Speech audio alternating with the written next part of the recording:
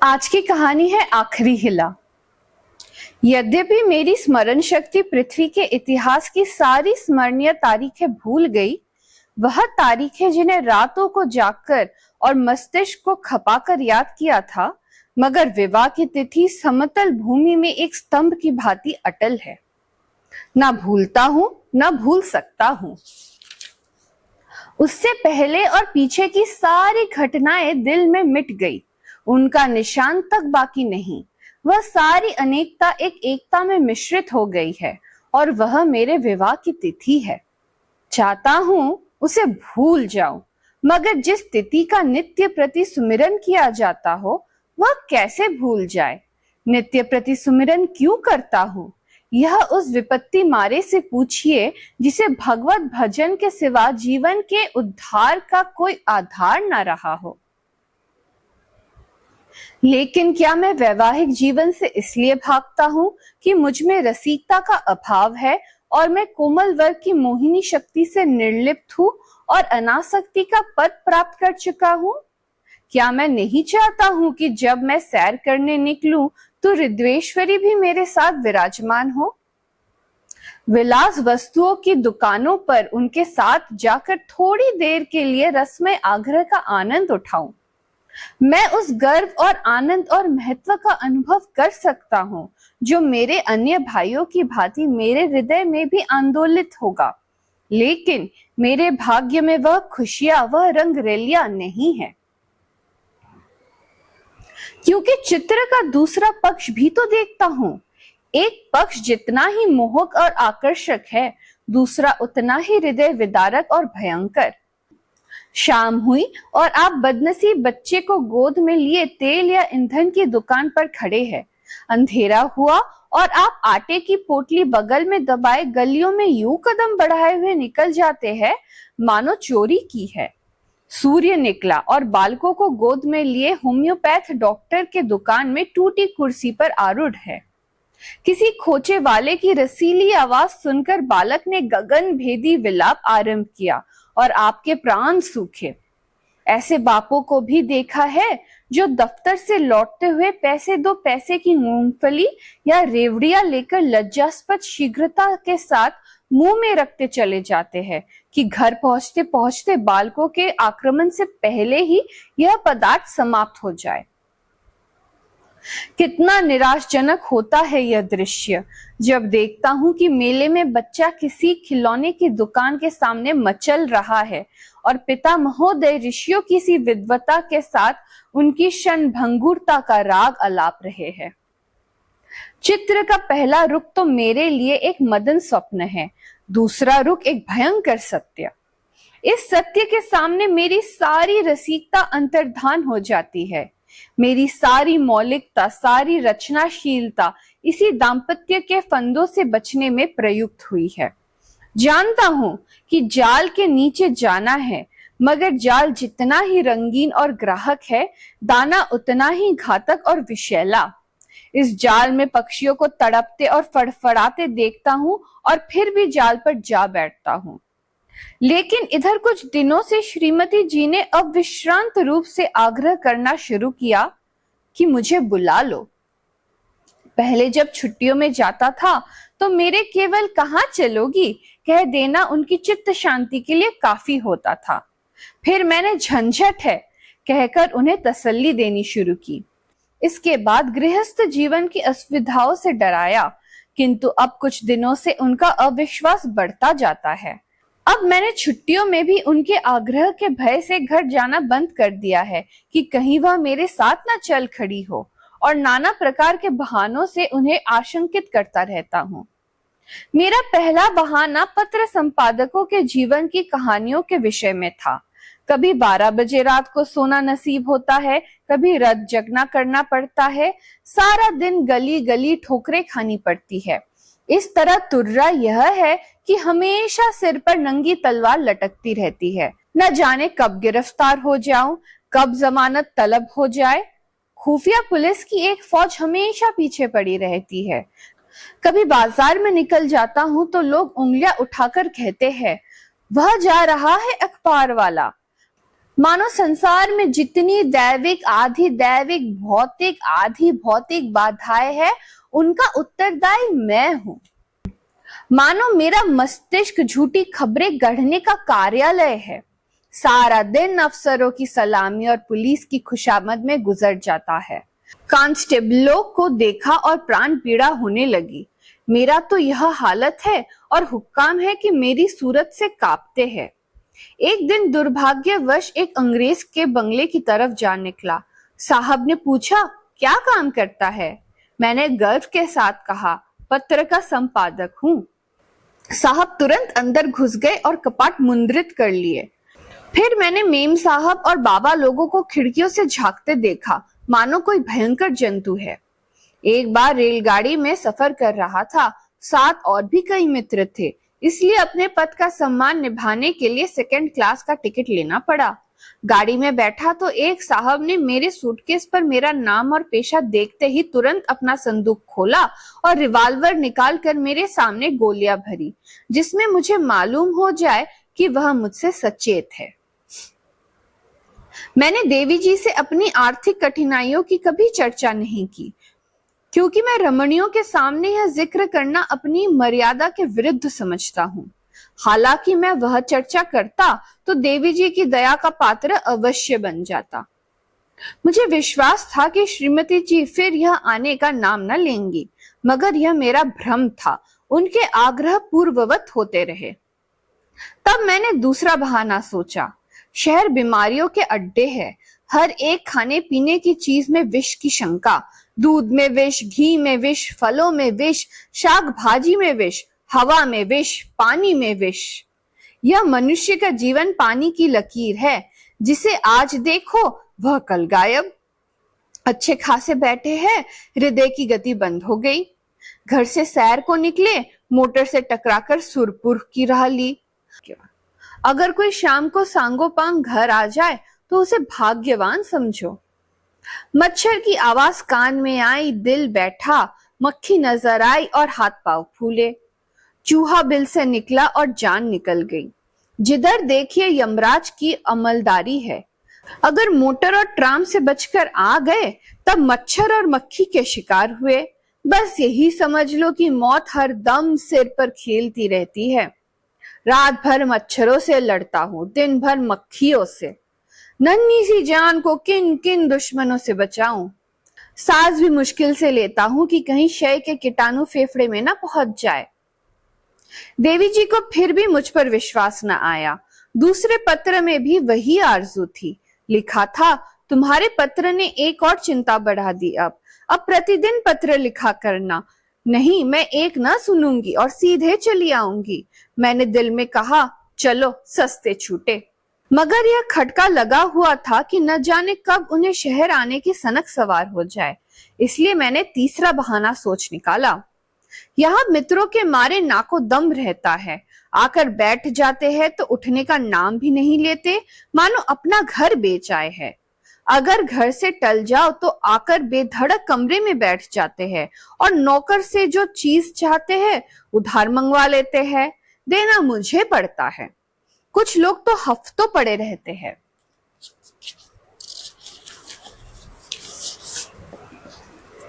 टलने का नाम ही नहीं लेते। रोज उनकी सेवा सत्कार करो, रात को थिएटर या सिनेमा दिखाओ, फिर सवेरे तक ताश या शतरंज खेलो। अधिकांश तो ऐसे हैं जो शराब के बगैर जिंदा ही नहीं रह सकते। अक्सर तो बीमार होकर आते हैं, बल्कि अधिकतर बीमार ही आते हैं। अब रोज डॉक्टर को बुलाओ, सेवा शुश्रूषा करो, रात भर सिरहाने बैठे पंखा झलते रहो, उस पर यह शिकायत भी सुनते रहो कि यहाँ कोई हमारी बात भी नहीं पूछता। मेरी घड़ी महीनों से मेरी कलाई पर नहीं आई। दोस्तों के साथ जलसों में शरीक हो रही है। अकचन है, वह एक साहब के पास है। कोट और दूसरे साहब ले गए, जूते और एक बाबुल्हे उड़े। मैं वही रद्दी कोट और वह चमरौधा जूता पहनकर दफ्तर जाता हूँ। मित्र वृंद ताड़ते रहते हैं कि कौन सी नई वस्तु लाए। कोई चीज लाता हूँ तो मारे डर के संदूक में बंद कर देता हूँ। किसी की निगाह पड़ जाए तो कहीं ना कहीं न्योता खाने की धुन सवार हो जाए।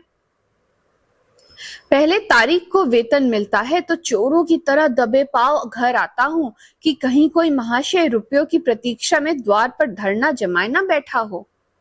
मालूम नहीं उनकी सारी आवश्यकताएं पहली ही तारीख की बाट क्यों जोती रहती है। एक दिन वेतन लेकर 12 बजे रात को लौटा, मगर देखा तो आधे दर्जन मित्र उस वक्त भी डटे हुए थे। माथा ठोक लिया, कितने ही बहाने करूं, उनके सामने एक नहीं चलती। मैं कहता हूं घर से पत्र आया है, माताजी बहुत बीमार है।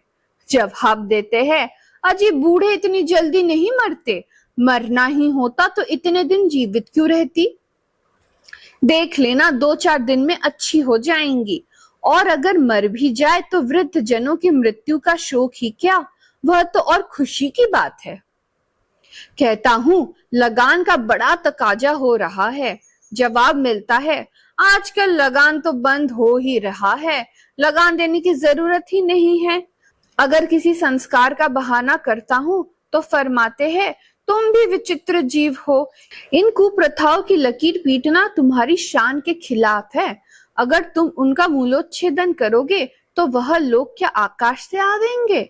गरज यह किसी तरह प्राण नहीं बचते। मैंने समझा था कि हमारा यह बहाना निशाने पर बैठेगा।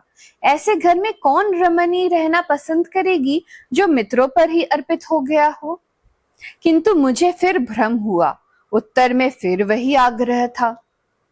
तब मैंने चौथा हिला सोचा, यहाँ मकान है कि चिड़ियों के पिंजरे, ना हवा ना रोशनी, वह दुर्गंध उड़ती है कि खोपड़ी भन्ना जाती है। कितने ही के तो ऐसी दुर्गंध के कारण विसूचिका, टाइफाइड, यक्ष्मा आदि रोग हो जाते हैं। वर्षा हुई और मकान टपकने लगा। पानी चाहे घंटे भर बरसे, मकान रात भर बरसता रहता है। ऐसे बहुत कम घर होंगे जिनमें प्रेत बाधाएं न हो। लोगों को डरावने स्वप्न दिखाई देते हैं, कितनों ही को उन्माद रोग हो जाता है। आज नए घर में आए, कल ही उसे बदलने की चिंता सवार हो गई। कोई ठेला असबाब से लदा हुआ जा रहा है, कोई आ रहा है, जिधर देखिए ठेले ही ठेले नजर आते हैं। चोरियां तो इस कसरत से होती है कि अगर कोई रात कुशल से बीत जाए तो देवताओं की मनौती की जाती है। आधी रात हुई और चोर चोर, लेना लेना की आवाजें आने लगी। लोग दरवाजों पर मोटे मोटे लकड़ी के फट्टे या जूते या चिमटे लिए खड़े रहते हैं, फिर भी चोर इतने कुशल है कि आंख बचाकर अंदर पहुंच ही जाते हैं। एक मेरे बेतकल्लुफ दोस्त थे, स्नेहवश मेरे पास बहुत देर तक बैठे रहते हैं। रात अंधेरे में बर्तन खड़के तो मैंने बिजली की बत्ती जलाई, देखा तो वही महाशय बर्तन समेट रहे हैं। मेरी आवाज सुनकर जोर से खा मारा और बोले, मैं तुम्हें चकमा देना चाहता था। मैंने दिल में समझ लिया, अगर निकल जाते तो बर्तन आपके थे, जब जाग पड़ा तो चमका हो गया।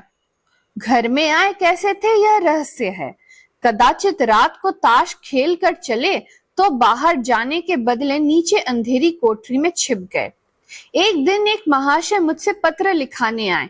कमरे में कलम दावत न थी।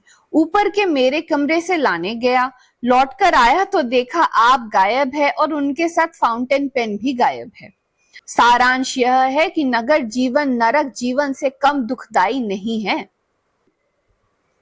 मगर पत्नी जी पर नागरिक जीवन का ऐसा जादू चढ़ा हुआ है कि मेरा कोई बहाना उन पर असर नहीं करता। इस पत्र के जवाब में उन्होंने लिखा, मुझसे बहाना करते हो, मैं हरगिज न मानूंगी, तुम आकर मुझे ले जाओ। आखिर मुझे 5वां बहाना करना पड़ा। यह खोचे वालों के विषय में था।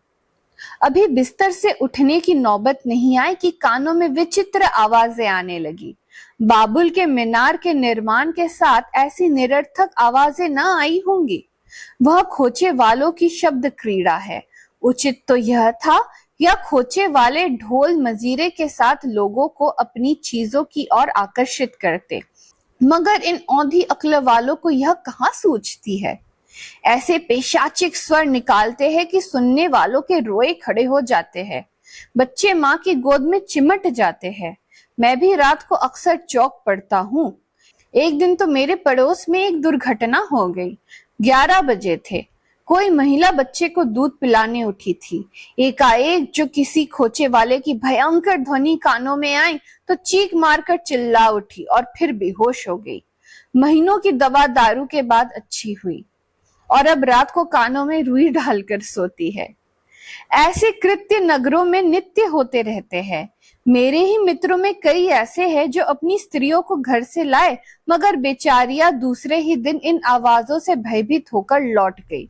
श्रीमती जी ने इसके जवाब में लिखा, तुम समझते हो मैं खोचे वालों की आवाजों से डर जाऊंगी?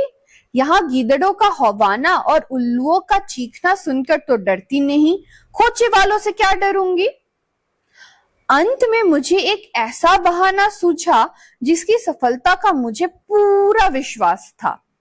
यद्यपि इसमें कुछ बदनामी थी, लेकिन बदनामी से मैं इतना नहीं डरता जितना उस विपत्ति से। फिर मैंने लिखा, शहर शरीफजादियों के रहने की जगह नहीं। यहाँ की महरिया इतनी कटुभाषिणी है कि बातों का जवाब गालियों से देती है, और उनके बनाव सिंगार का क्या पूछना। भले घर की स्त्रियां तो उनके ठाठ देखकर ही शर्म से पानी पानी हो जाती है। सिर से पांव तक सोने से लदी हुई सामने से निकल जाती है तो ऐसा मालूम होता है कि सुगंधी की लपट निकल गई। गृहिणियों से ठाठ कहाँ से लाए? उन्हें तो और भी सैकड़ों चिंताएं हैं। इन महरियों को तो बनाव सिंगार के सिवा दूसरा काम ही नहीं। नित्य नई सज धज, नित्य नई अदा, और चंचल तो इस गजब की है मानो अंगों में रक्त की जगह पारा भर दिया हो। उनका चमकना और मटकना और मुस्कुराना देखकर गृहिणियां लज्जित हो जाती है और ऐसी दीदा दिलेर है कि जबरदस्ती घरों में घुस पड़ती है। जिधर देखो इनका मेला सा लगा हुआ है। इनके मारे भले आदमियों का घर में बैठना मुश्किल है। कोई खत लिखाने के बहाने से आ जाती है, कोई खत पढ़ाने के बहाने से। असली बात तो यह है कि गृह देवियों का रंग फीका करने में इन्हें आनंद आता है, इसलिए शरीफजादियां बहुत कम शहरों में आती है। मालूम नहीं इस पत्र में मुझसे क्या गलती हुई कि तीसरे दिन पत्नी जी एक बड़े हार के साथ मेरा पता पूछती हुई अपने तीनों बच्चों को लिए एक असाध्य रोग की भांति आ डटी। मैंने बदहवास होकर पूछा, क्यों, कुशल तो है? पत्नी जी ने चादर उतारते हुए कहा, घर में कोई चुड़ैल बैठी तो नहीं है? यहाँ किसी ने कदम रखा तो नाक काट लूंगी। हाँ, जो तुम्हारी शह ना हो। अच्छा, तो अब रहस्य खुला। मैंने सिर पीट लिया। क्या जानता था अपना तमाचा अपने ही मुंह पर पड़ेगा। आखिरी हिला।